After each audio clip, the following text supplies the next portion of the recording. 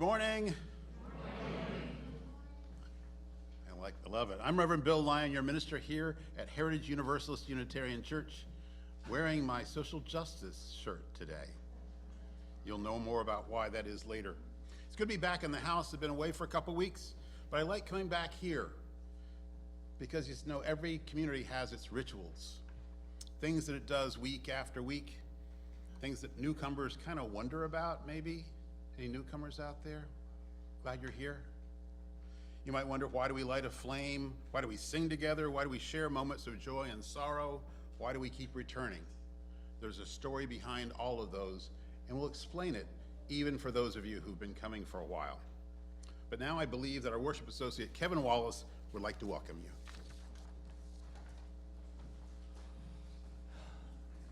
Yeah, good morning. Welcome to Heritage Universalist Unitarian Church, whether you're here in the sanctuary or joining us on Zoom or connecting with us later online. As Reverend Bill said, I am Kevin Wallace. I'm serving as your worship associate this morning.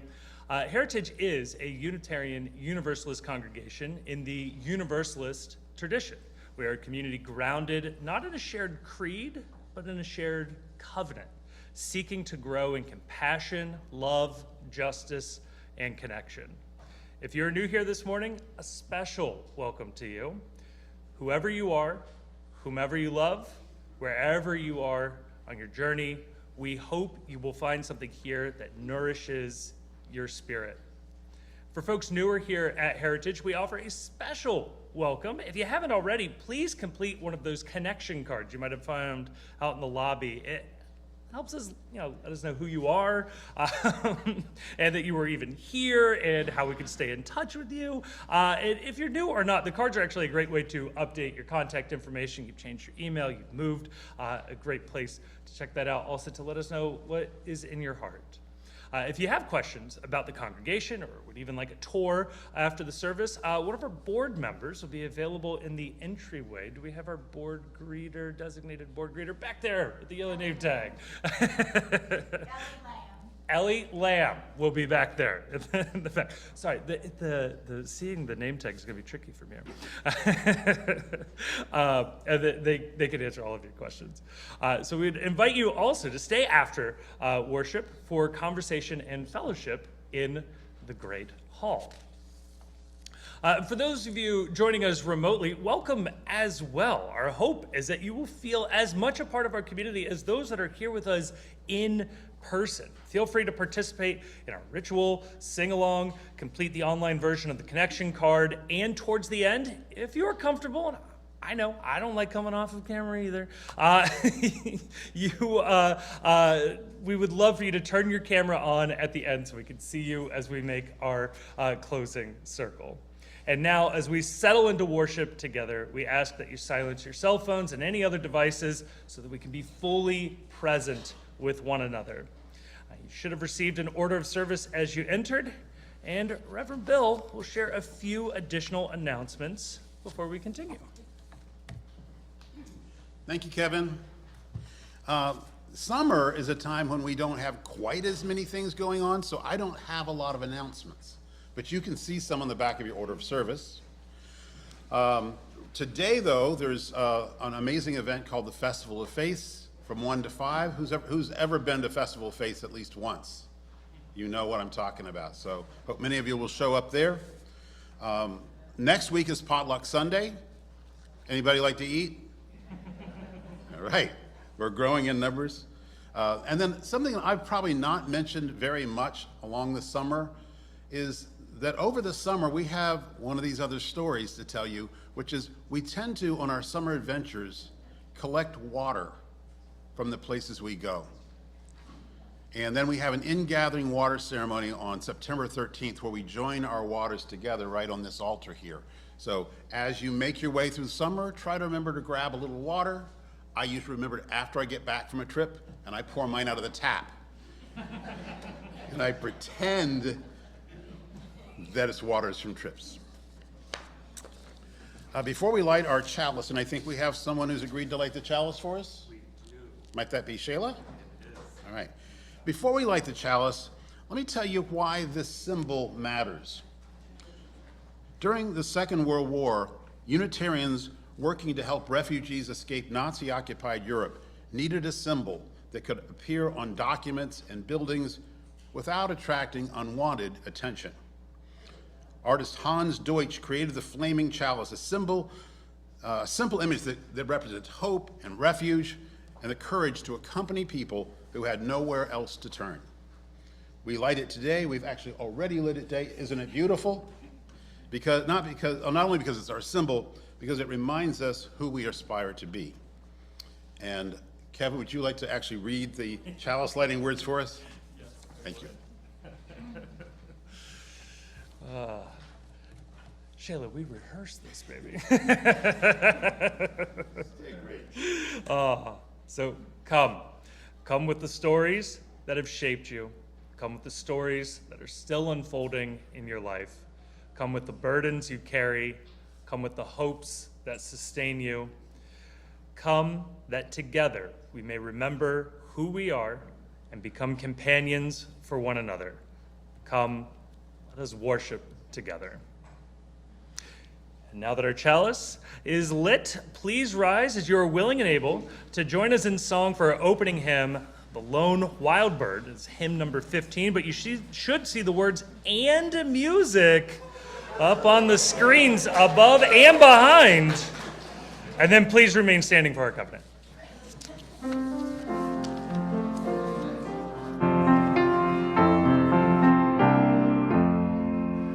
The lone wild bird in lofty flight leaves the sight, and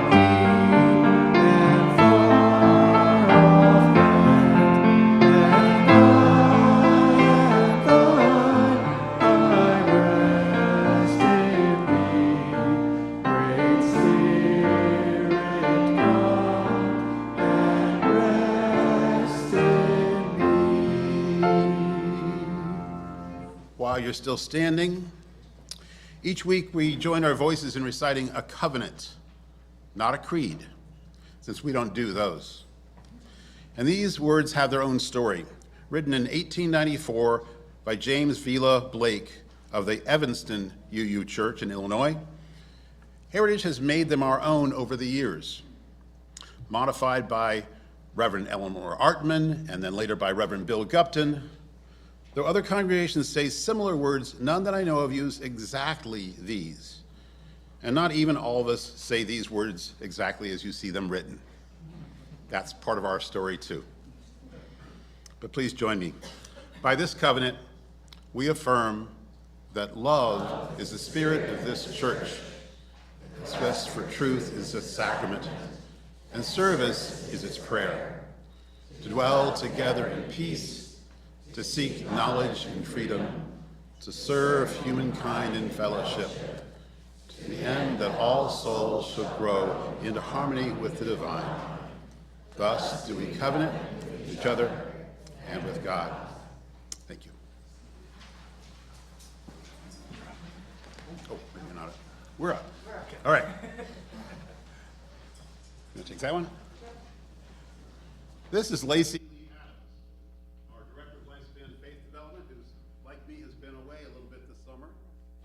And we'd like to invite the younger people to come forward if they'd like to.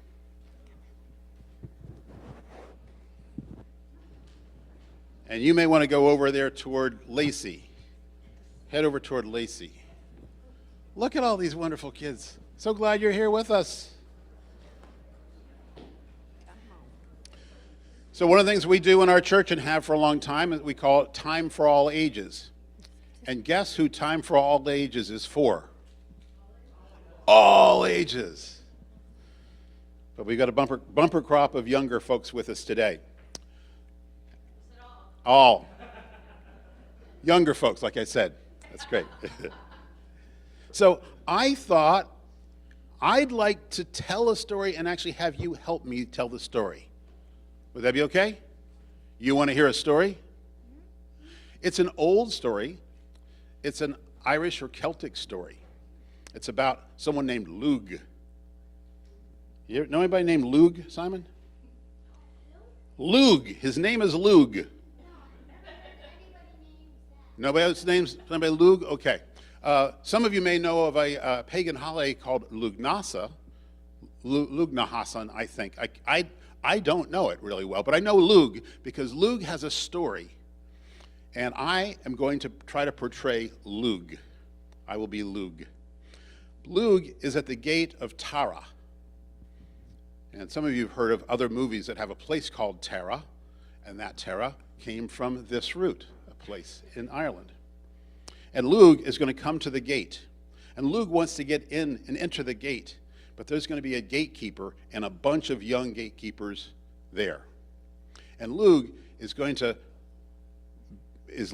want to know if he can enter, and the gatekeeper is going to tell him something that's important. And I'll let the gatekeeper tell us the rest. Wait! No one comes through this gate unless they have something to share. Oh, well, I can grow flowers. What do you think we should say? Okay. Not good enough. Okay. Not good enough. Why? Do you already have somebody who grows flowers? Does someone already grow flowers in this town? Yes. Okay. We already have a flower grower. So this is what Luke keeps finding out is he's going to ask these questions, but if they've already got somebody who does these things, they're going to say, no, we have one of those. Oh, but you know what I can do? I can play the harp. I can make beautiful music with my harp. Can I enter? Can I come in? No. Why not? We already have one. We You have a already harpist. have one. Okay. I think I would be a really strong warrior. I'm a good warrior. I can be a warrior. Can I come in? No, we cannot. We have many, many warriors. 1,000. Oh, but I'm a poet, and I know it. Oh. That's a... Not allowed in. I am also a dancer. No, we've already had like 6 of those. dance-loving community here. I am a preacher. No. Nah, that's what I think. So it sounds like you've got someone who does all the things that I do. But do you have anyone who does all of those things? No. Can I come in then? What? How about Maybe. maybe I come in? Maybe. Okay, let's take a vote here. How many think that since I can do lots of different things, it would be okay for me to come in? We'll allow you a provisional period. All right. Whew. Thank you. We've got a really stern gatekeeper here in Shayla. Thank you. And thank you all. So, and it was the king that the Lug had to please. But the king, when the king learned that Lug actually could do all those things, that was actually a fairly rare thing to have in the kingdom. However, I don't think there is any one single human being who can do all those things. Like even in this church, I don't think there's anybody who can do all those things. Right. So let's think about this. What if Lug, I can play piano. and that's what I think is true. Inside a whole community, we can have someone who plays piano. Anybody here who plays soccer? We have people who play soccer. Anybody in the group know how to grow flowers? I know how to. Anybody know how to fix things? I could use you. So maybe we don't need one person who can do all those things. We need a community that we can depend on, where all these things are done, so that when I need something, I can reach to someone else. When you need something, you can reach out to me.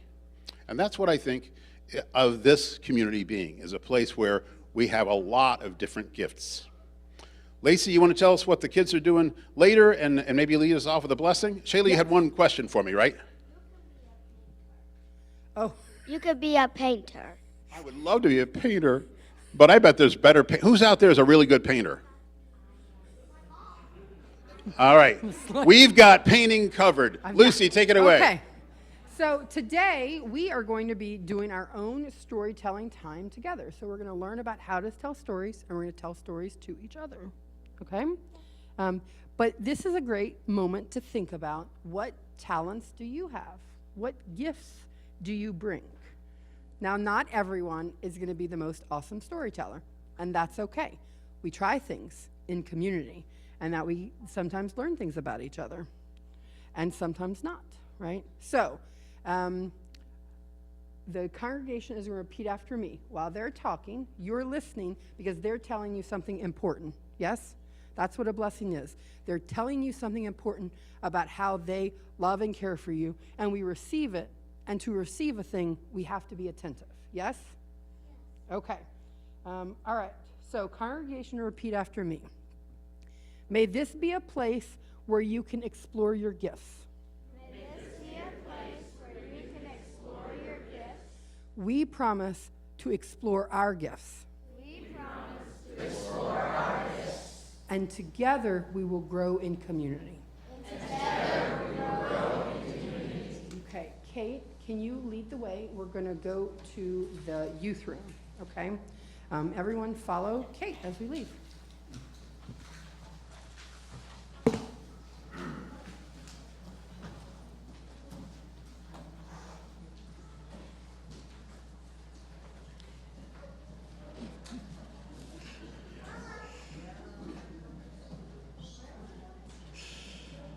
Very imaginative group of young people there. That's fantastic.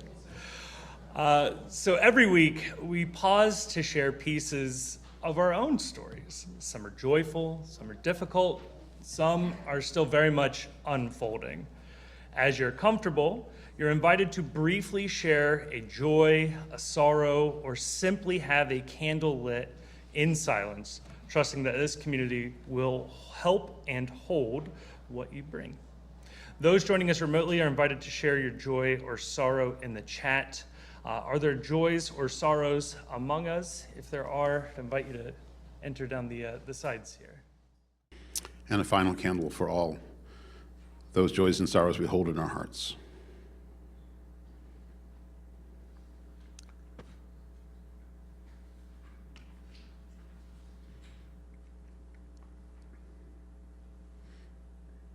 Because there are so many joys and sorrows we hold in our hearts unspoken.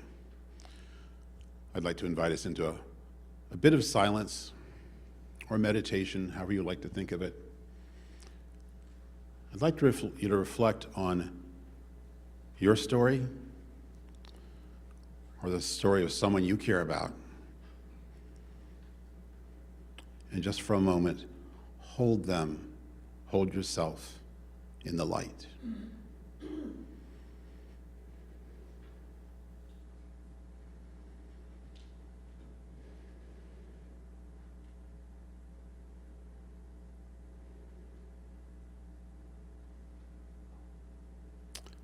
Amen.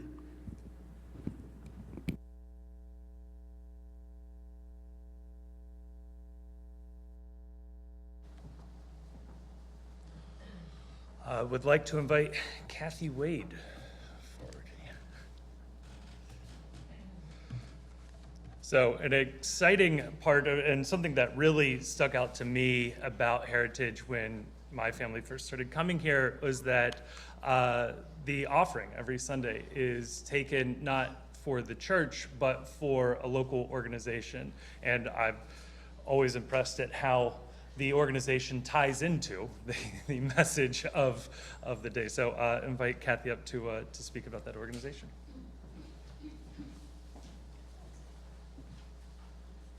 Thank you, Kevin. So as Kevin said, Heritage decided many years ago that we'd take up our plate offering to benefit a local nonprofit, usually local, that shares our values and speaks to the current theme of our Sunday service. And this morning, that nonprofit is Women Writing for a Change, a writing community founded in 1991 to encourage women to find their voices and to speak their truths and tell their stories in a world where they are often silenced. Today, Women Writing for a Change cultivates non-competitive writing circles for youth and adults of all genders to listen, grow, and share their bravest writing. The organization's main programs include writing classes, events such as public readings, author workshops, open mics, to name a few, as well as the leadership training, writing scholarships, youth summer writing camps for grades 4 through 12, and outreach programs. And many of you know that I've been involved with Women Writing for a Change in one way or another since 1996. These days, simply as a writer. I always approach my time there, excuse me, as a storyteller among other storytellers. Some of the organization's partnerships include writing circles for women helping women. Those are for women who have survived domestic abuse. Project Connect for youth in the Cincinnati public school system who have been or are currently experiencing homelessness. The Ken Anderson Alliance, music writing classes for adults with disabilities. The Girl Scouts, writing circles focused on leadership and finding your voice for Scout troops in Cincinnati. Every voice matters at Women Writing for a Change, where individuals discover more about themselves or preserve their memories and family stories.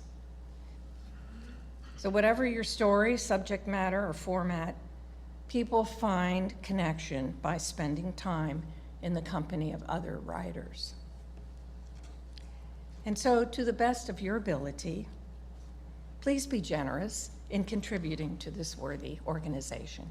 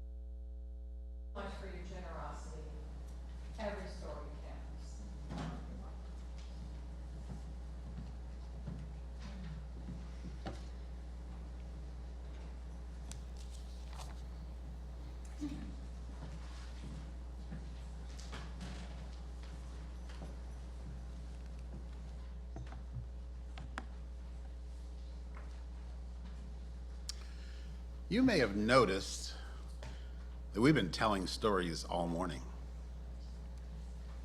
I guess we could have saved story time just for the sermon, but no. Stories are woven into the fabric of church life and of our church services. We remembered the story behind the chalice. We heard the ancient story of that good-looking guy named Lug arriving at the gate of Terra with the vicious gatekeepers. We sing hymns whose words have traveled through generations, carrying hope from one community to another.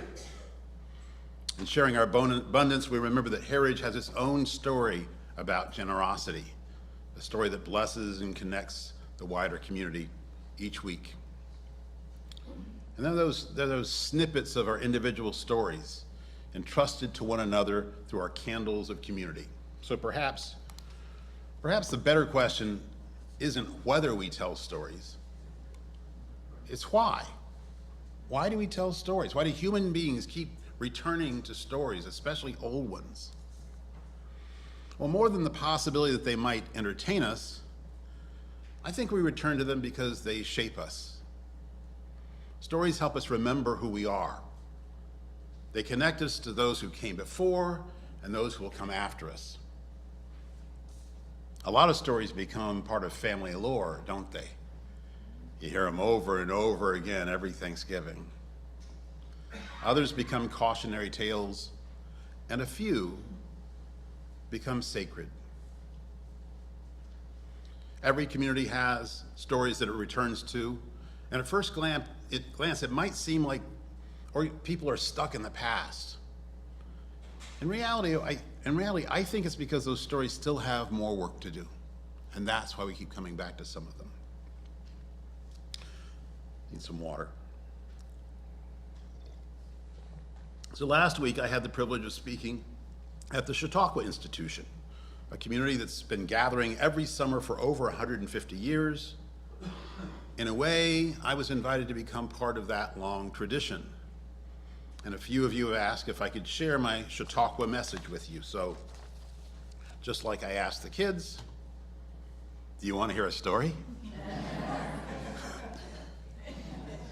Every parent knows what happens next. You say yes, and you'd better mean it, because one story is never actually just one story. Which is okay, because I have a few to tell. The first story doesn't have a title. However, I suspect that almost every one of us knows this story in one form or another. A friend recently reached out and said they really needed to talk. Now, when someone approaches a minister and says, "I really need to talk," there's a decent chance they aren't reaching out to compare notes on the best cup of coffee. You know they're carrying something. It's probably pretty heavy. Sometimes you can see it or hear it even before they say the first word. In this case, it was a relationship that seemed beyond repair. And every effort to heal it only seemed to make it harder. Finally, my friend sighed and said, "Bill, it feels like I'm pushing a rock up a hill. And I don't know how much longer I can do it." You can feel that, can't you? The weight. Maybe not that particular rock or stone, but a stone. Yours might have a different name. Perhaps it's caring for a family member, a parent, a spouse, an adult child. Or maybe it's grief that just won't go away. Or diagnosis. Addiction and recovery. A climate crisis that many won't acknowledge. Or the struggle for justice in an unjust world. I don't know what your stone is. but I suspect most of us know that hill. And the ancient Greeks knew that hill too. They gave us the legend of Sisyphus, condemned to push a massive stone up a mountain for eternity. He'd struggle with all his might, and just as he got near the summit, the stone would roll all the way back down the mountain, only for him to do it again and again and again. Maybe you've even seen the paintings or the artwork of Sisyphus pushing the stone up the mountain. It's such a powerful image because it names something deeply human. The exhaustion of a task that never seems to end, the discouragement of seeing progress slip away, the temptation to believe that nothing will ever change. But perhaps Sisyphus is not the only story worth returning to. You see, there's another ancient story, this one of a Judean woman named Naomi. Along with her husband and 2 sons, she's forced to immigrate to a foreign land due to famine. They build a new life there in a new culture that's not their own, and things are okay until the stone slips. Her husband dies and both of her adult sons. So she decides to return to Judea, and she urges her 2 daughters-in-law to stay behind, begin a new life in their homeland of Moab. And one does, but not the other. Ruth, the namesake of the book of Hebrew scriptures from which the story comes, answers with words that have echoed across the centuries. Where you go, I will go. Where you stay, I will stay. Your people will be my people. Translated even more simply, I will stay with you. I will walk beside you. I will accompany you. Ruth couldn't restore Naomi's family. She couldn't erase her grief, couldn't make the stone disappear. But she did what she could. Get this, she left her own place of comfort, her homeland of Moab, because she would not let Naomi carry the weight alone. Some of you left your own comfortable beds this morning earlier than you might have on a Sunday. I saw you. To bear witness to the injustice unfolding in an ICE facility. You lack the power to open the gates, to see mercy and justice done today. But you were not without power. And you exercise that power by showing up, by not letting our detained siblings stand alone. You said, I will accompany you. And as those folks of Haitian descent walked into the facility to report, they saw you. They saw us. Some of us in stoles and collars that they recognized, some with signs that said they loved them, some waving. Together we said, we will accompany you. And that may be one of Scripture's deepest insights, at least to me, and one of our most sacred callings, to accompany one another. But accompaniment doesn't remove the suffering. It just says, you don't have to do this hard thing alone. It changes how suffering is carried. Sometimes accompaniment happens between 2 people. Other times it becomes the work of the entire community.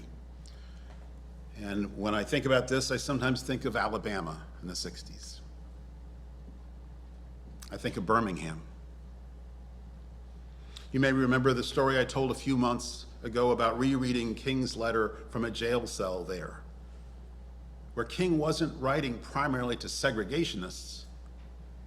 He was writing to clergy and other moderates who agreed with him in principle, yet remained at a comfortable distance.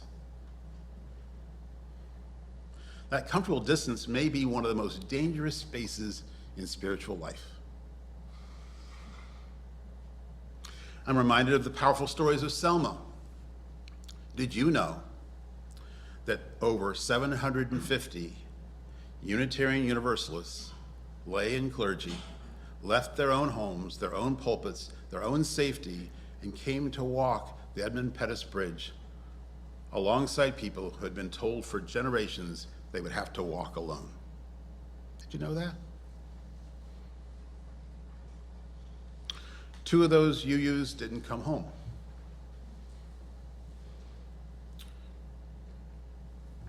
Reverend James Reeb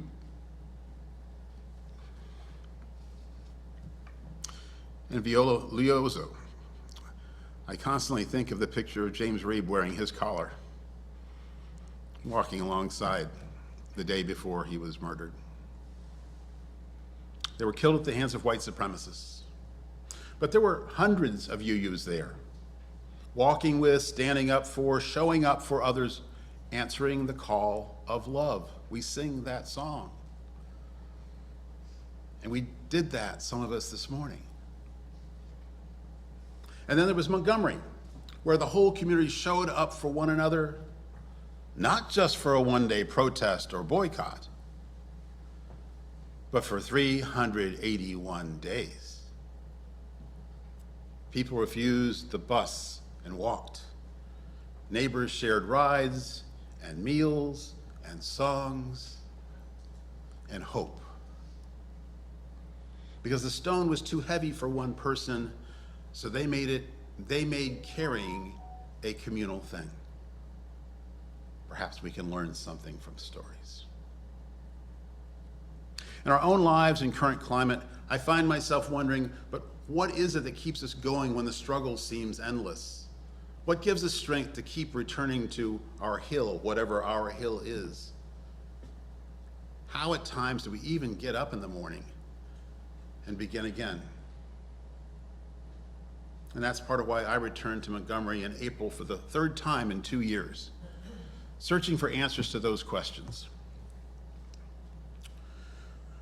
Brian Stevenson, the author, founder of the Equal Justice Initiative and modern-day prophet, knows something about the heavy stones of our broken justice system. For decades, he's worked on behalf of people facing death sentences, sometimes winning their freedom, sometimes accompanying them through their final days. What keeps him going, I wondered. It is hope. But not the syrupy kind that insists that everything will work out exactly like we'd like. No, it's a deeper hope than that. It's a hope of action. Resistance in the face of despair. That's the hope he refers to. He says, injustice prevails where hopelessness persists. Hope, he says, is your superpower. Not because hope removes the hill, but because hope doesn't make the stone any lighter, but it refuses to let despair have the final word. That's what hope does. And hope becomes stronger when it's practiced together. But even hope grows tired. Which brings me to the one detail I'd somehow overlooked in the story of Sisyphus. You see, Sisyphus never rests. His punishment isn't simply hard work. People can work hard for a time. It's endless work that crushes our humanity. Work without rest, respite, renewal, or companionship. No chance to remember why the work matters. And that's where the wisdom of Sabbath comes in, because Sabbath is the permission to stop long enough to remember who we are. This is part of why we come here. We may not call it Sabbath, that's not real you anymore, but that's why we come here. Not to escape the hill or pretend the stone isn't heavy. It is. We gather to light a chalice together, to sing familiar hymns, or a new one when the minister wants to nudge you out of your comfort zone, which I like to do from time to time. To name our joys and sorrows out loud, so no one must carry them in silence. We gather to share a meal or a coffee hour that runs a little longer than the people who clean up would like it to. Or simply share a knowing smile with someone who will still be here next week for you. None of that moves the stone. But it nourishes the soul, it steadies the hand that pushes, and we'll have to push that stone again on Monday. We work, we rest, we remember, so that we can return. Renewal prepares us to re-enter work, even the hard work that is ours to do. And that's why human beings have always created spaces like this. You see, long before there were sanctuaries, people gathered around campfires, around harvest stables, in story circles. They sang and shared food. They remembered and told stories. And the stories didn't solve all the problems. Instead, they helped shape the kind of people who can face those problems together. None of us stands alone at the gate, expected to possess every needed gift. That's what congregations are for. Take a look around for just a moment. Go ahead. Yeah, you can wave at the person who stole your favorite seat. That's okay.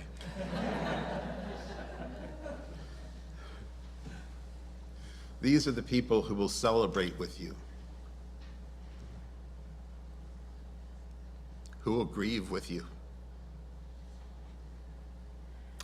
who will remind you to rest, will encourage you to hope, who will tell you old stories again when you forget why they mattered. Earlier this morning, we lit a chalice whose flame helped light the way to safety for people who had nowhere else to turn. We entrusted one another with our joys and sorrows. We shared our abundance. And these are acts that we do not, that remind us that we don't carry life alone. Week after week, story after story, these practices shape us. They make our hearts a little bigger. They form us into the people capable of accompanying one another through hard things. And perhaps that's why we keep returning. Not because the stories never change, but because we do.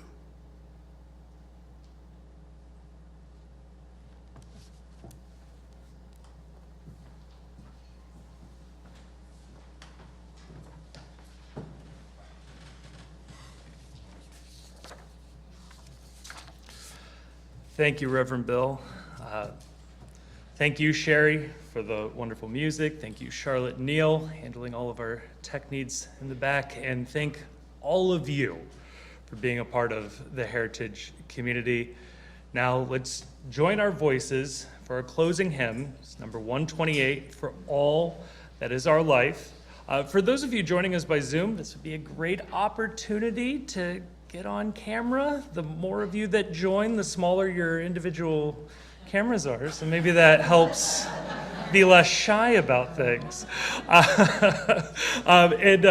As we enter the third verse, if you could or able or willing, join us on the sides of the sanctuary as we make a circle.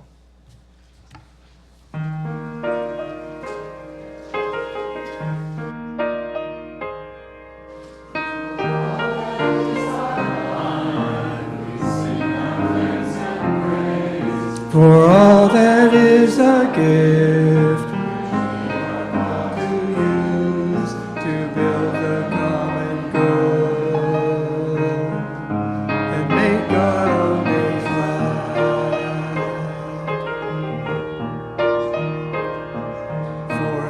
which others have, for services we give, for work and its rewards, for hours of rest and love, we come with praise and thanks for all that is our life. For sorrow we must bear, for failures, pain, and loss, for each new thing we learn, for fearful hours that pass, we come with praise and thanks for all that is our life.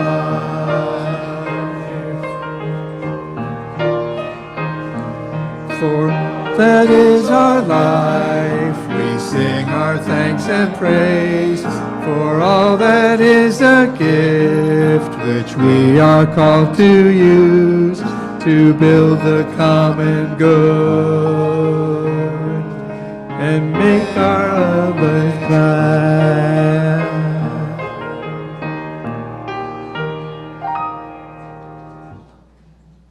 We'll take our time while we see if there's anyone who was going to be able to join us from Zoom.